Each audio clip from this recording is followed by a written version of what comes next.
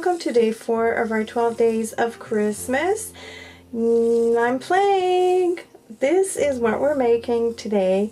We're making a spinner card for kids or grown-ups too.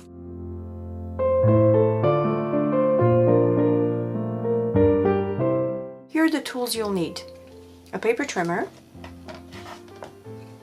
an X-Acto knife, a zero centering grid ruler, a crop-a-dile, a small hole punch, a 3/4 inch circle punch, a pair of scissors, a pencil and an eraser, glossy accents, your favorite adhesive, foam adhesives. These are squares. The round ones are better, but you can get away with squares and I'll show you how.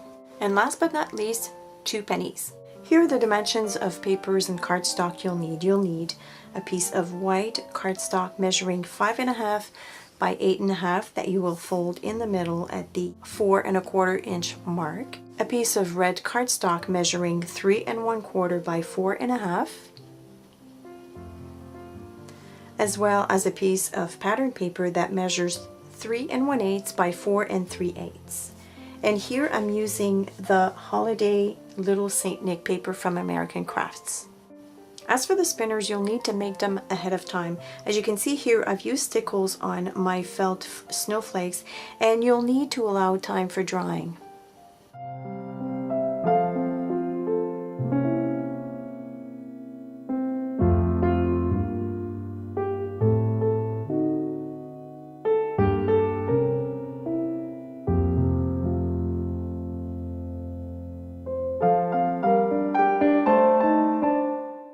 For the one I'll be using for today's card, I've gone ahead and colored my snowflake, which is made of felt, with glitter liner by Viva Decor. And you'll need a circle that's punched out of the 5/8 circle punch, as well as a button and some baker's twine. So the first step to do is to glue your pattern paper onto your piece of red cardstock.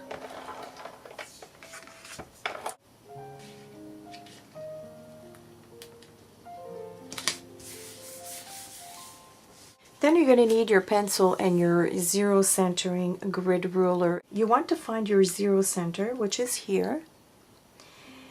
And you want to position your grid lines at the 3/4 inch mark.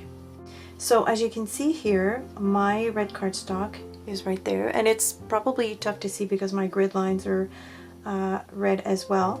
But this is the top of my, or the bottom of my cardstock, and I've measured 3/4 inch into my pattern paper. And what I want to do is I want to trace a very faint line just about here on each side, and then put a tick mark at 1.5 inches from the zero. So from the zero mark, I'm going to measure 1 inch, 1.5 inches. So I'm going to put a little tick mark here and another one on the other side. And this will give us a guide as to where to punch our 2 holes with the small circle punch. I want to use these 2 faint lines that I've made as my guide, and I'll just center my little tick mark like this one right in the middle of the circle and punch out like this. I'll repeat the same thing on the other side and punch. So now you've got the 2 ends of your opening. For the next step, you have 2 choices. You can either use your paper trimmer to align the wire here on the top of these 2 circles and cut from one circle to the other, or you can use your ruler and an X-Acto knife. Now, both method works, but one word of caution, you need sharp blades. For 2 reasons. You need to go through paper and cardstock, and if you have frayed edges, then your spinner will not spin properly. It'll catch. So either way, you need to have a very sharp blade. I'll just go ahead and use my paper trimmer to show you how to use it for the top portion of it, and then I'll show you how to use it with the X-Acto knife. So I'm going to align my wire here on the top of both my circles, and I'm going to go from one circle to the next, and you'll feel it catch once you get to your circle. And there's my first cut, as you can see here. And using your X-Acto knife basically is very easy. You just line up your ruler at the bottom of your two circles and just give it a few good passes. And there's our slot for the spinner. We're now going to work on our spinner mechanism, and for this you'll need your card base, your piece with the pattern paper, the 2 pennies, your foam adhesive, and the crop-a-dile. If you're not using round foam adhesive, you're going to have to make them yourself. And one way to do this, I've discovered, is using your crop-a-dile. Taking the largest circle on the crop-a-dile here, I'm just going to go inside the square of my foam adhesive and just punch out. And you can use a paper piercer to dislodge it. So there's one, and don't worry that the liner comes off. It'll still be sticky.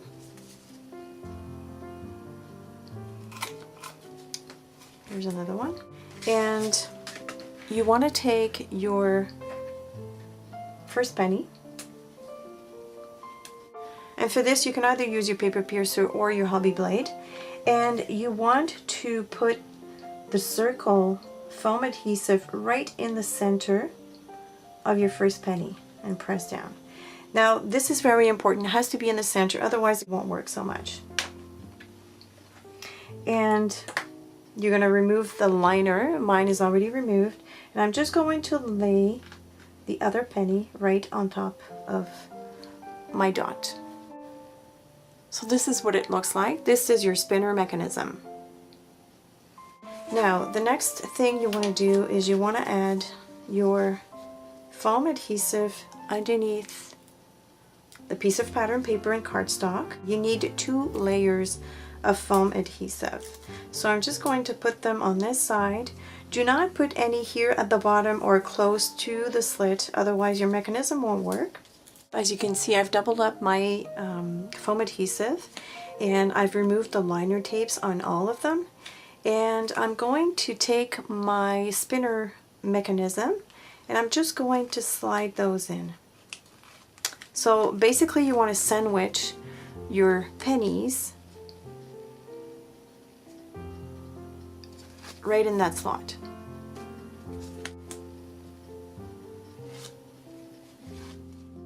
I forgot to mention that if you're using larger circle foam adhesives, you'll want to make sure that your opening is large enough to accommodate your foam.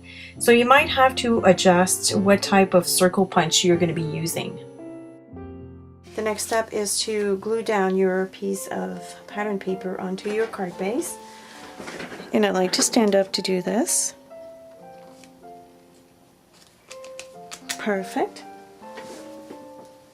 Now you can go ahead and take your third foam adhesive, place it right in the middle over that penny, and put it aside. Now we're working on our embellishment, and you want this to be sturdy enough so that it doesn't wobble when the card moves. So I'm just going to punch out a circle out of my red cardstock with the 3/4 inch circle punch, and I'll just put some adhesive to the back of it.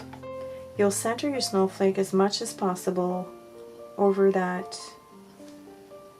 circle. If it's easier, just grab it in your hands and glue it to the back of your snowflake, like so.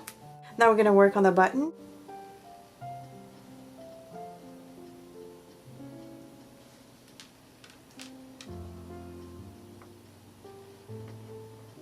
Adjust my bow, and then I'll take another foam adhesive, put it in the middle of my snowflake,